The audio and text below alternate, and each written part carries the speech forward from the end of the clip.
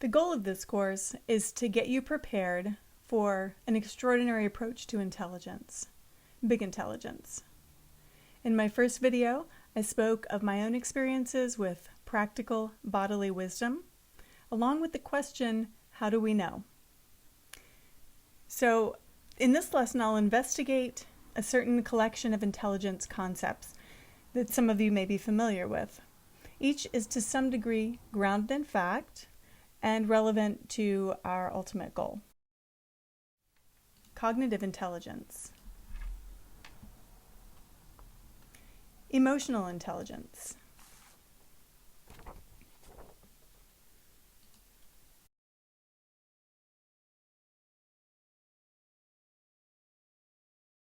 Social intelligence.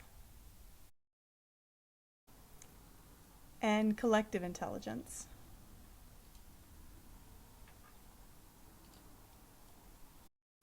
I first want to define intelligence, noting important characteristics and perspectives, then tackle working definitions of knowing and understanding.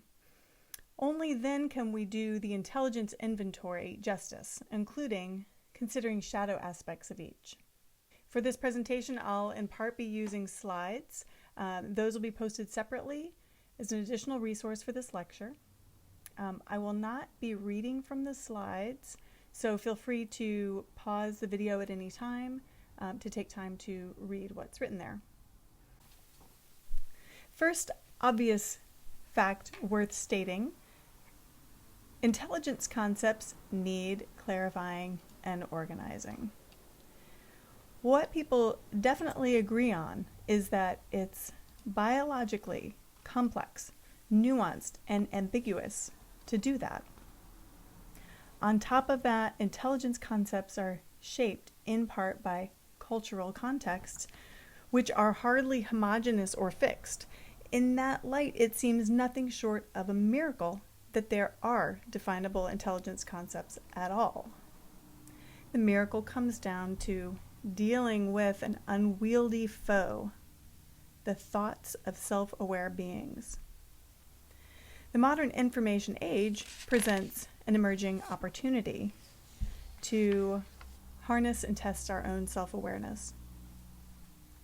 So how can we streamline these considerations like biological and cultural complexity and self-awareness and still end up with something that sustains our big intelligence journey? Have you ever had to pack a lot of clothes down into a little bag? It's all about how you fold them. Here's the way to fold or condense down a few of the more unwieldy terms we need to take along. First, we'll condense our inventory items, cognitive, emotional, social, and collective intelligence, to knowing about knowing, or meta-knowing. So before moving on, a few words about meta. I made reference to meta-phenomena in the course description. Now I'm going to use it in reference to intelligence as meta-knowing. So don't worry if you don't feel up to speed on all things meta, or if you feel unclear as to where I'm going here. I think it's highly likely you have an adequate working definition of the term meta. The other night I watched a movie that was meta. It was about a person writing a screenplay. The one that I was watching, written about the subject of the screenplay, that is the screenplay writer's world. It's an example of meta as a phenomena of self-referentiality. It came into vogue with the advent of fractals and chaos theory.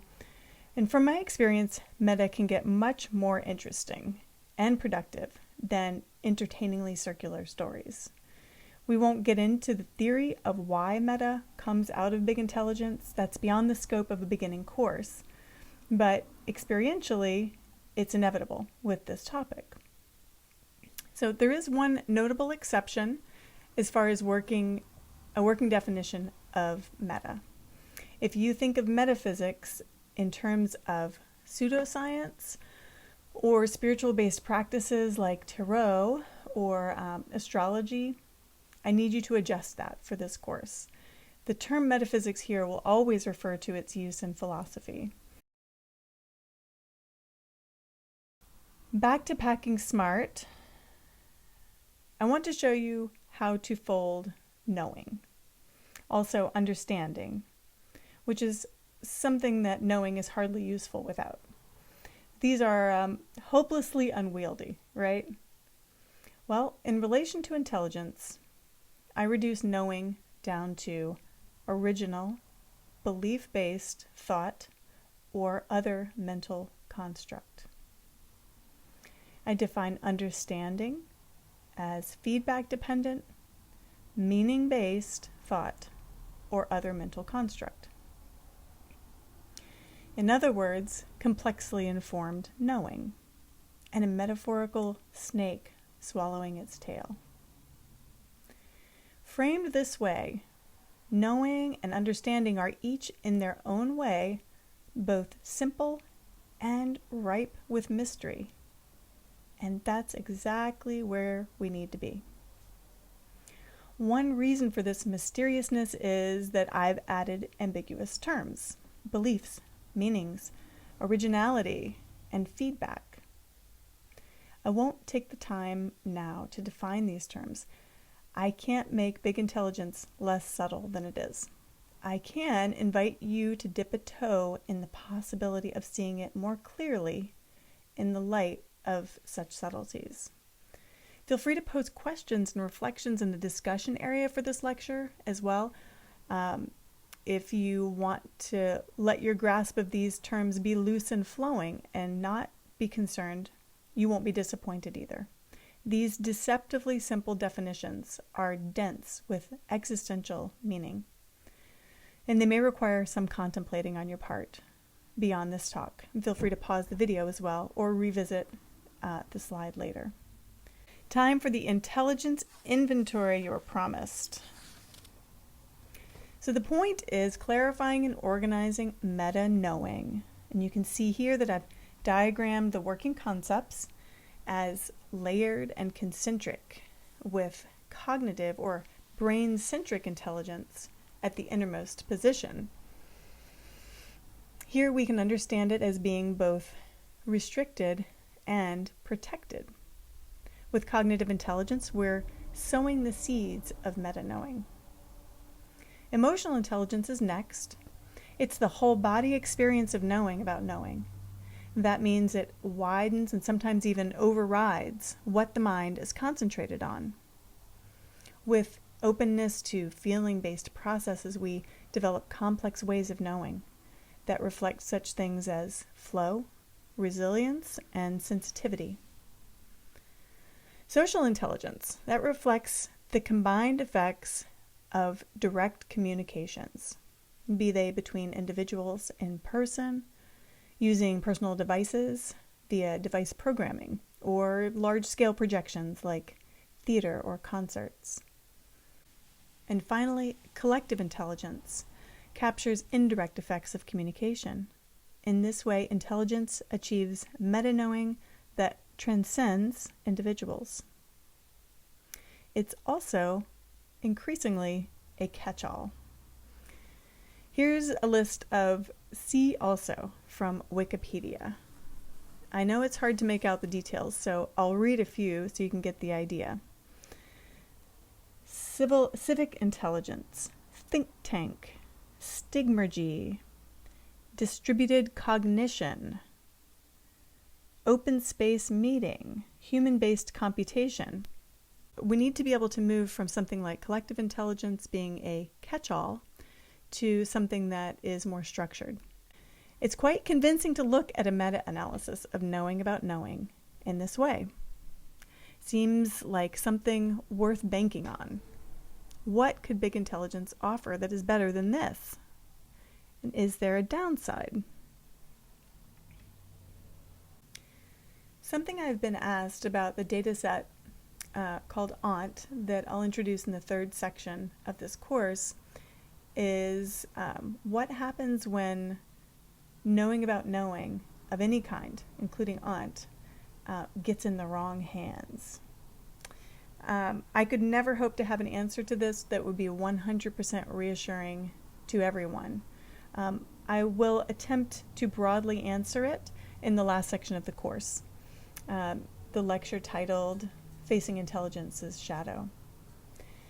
To start us on the road that eventually gets to a discussion of the ethical landscape and potential impact of what I'm teaching here, I'll wrap up our intelligence inventory by revealing the same meta-knowing scheme in unsavory terms. It's shadow, if you will. So starting again at the bottom or centermost ripple with cognitive intelligence, you risk bias and favoritism. Maybe even delivering highly reactive, unbalanced applications of rational thought. Next, with emotional intelligence, you find the ability to manipulate such that people are not following their own best interest.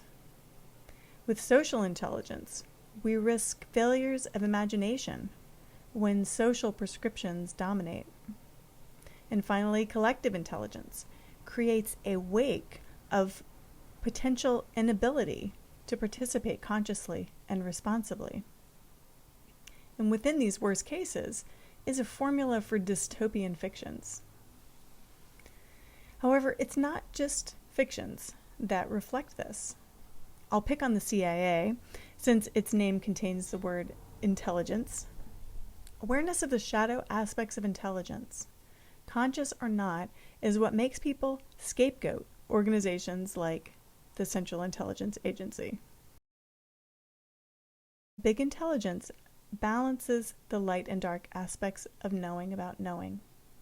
As such, it contains the seeds of freedom from semantic despair or our own words being used against us, as well as existential dissonance, the disrupted state when internal reality modeling is confronted with pervasive disinformation, by which I do not mean fake news. It's true, though, that people's reactiveness to the now pervasive claim of fake news is a symptom. In the next lecture, I give some effort to defining what meaning is. And that's on our way to make it clear how what we don't know can and must get included in truly big intelligence, as well as to build a case for the essential role of relationships that give rise to meanings, and for those meanings to be felt, and that process to be essential to big experiences of all kinds. I look forward to the next lesson with you.